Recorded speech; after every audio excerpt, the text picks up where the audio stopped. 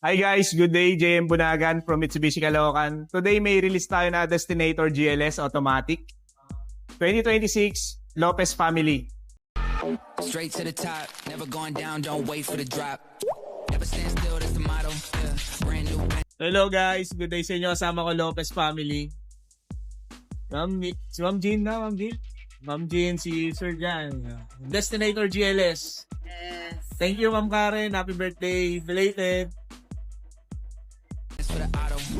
Foot to the ground, full throttle. Big energy for the night like lotto. Damn, y'all talk lots, never this quiet. Life like a Seinfeld plot.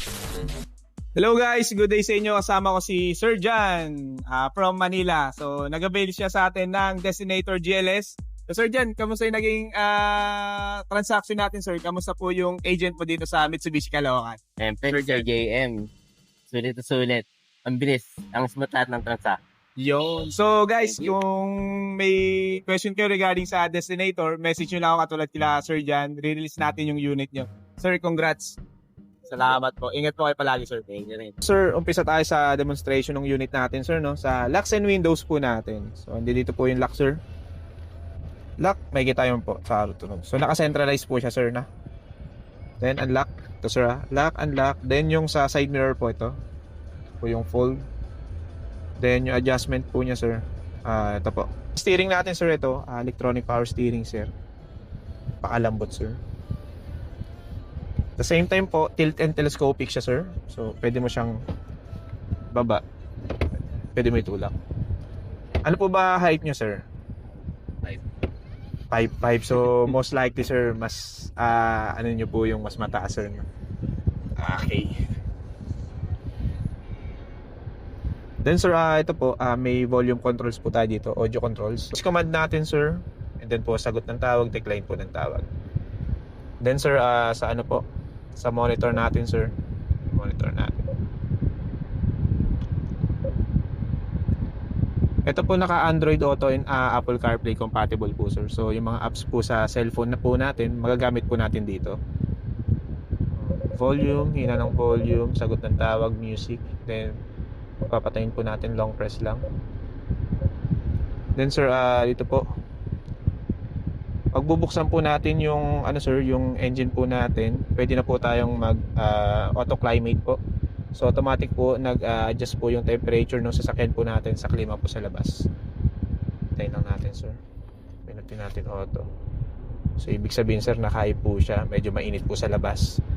Then sir, yung airflow po natin, kung gusto niyo po papasukin yung hangin sir, no? Dual zone na din po siya. Kung medyo nilalamig si ma'am sa passenger po, pwede pong lakasan. Kapag medyo mainit, pwede pong hinaan. Additional sir na outlet po natin. Then wireless charging po. So dito po siya sir. Auto-on ba siya? Opo, naka-on na po yan automatic.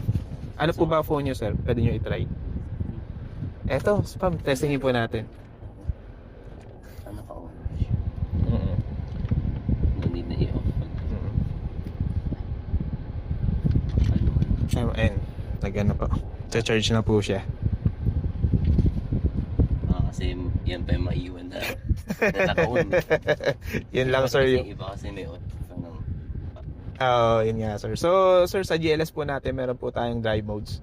So kung normal na driving lang po yung gusto natin, set lang po natin sa normal. Then kung medyo umulan, lagyan natin sa wet. Kung gusto niyo pong nasa ano po kayo, nasa bundok po kayo, lagyan natin gravel. Then tarmac po kung medyo cornering yung sa mud po. So ito naman po tinesting po namin mismo sa Manila Bay nung launching po nito. Nag-dive po talaga kami sa mud pit.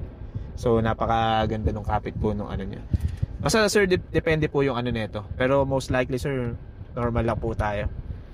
Then po ito sir, experience na po kayo auto hold sir.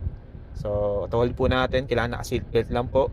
Pagka medyo traffic, magagamit natin to sir. Then yung parking brake, electronic din po. So sir, ito po yung susi po natin. Lock and lock. Then po ito yung susi po natin.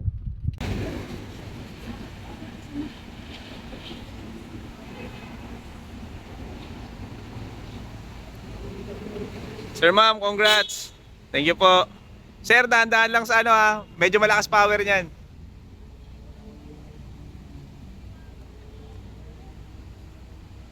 Generator.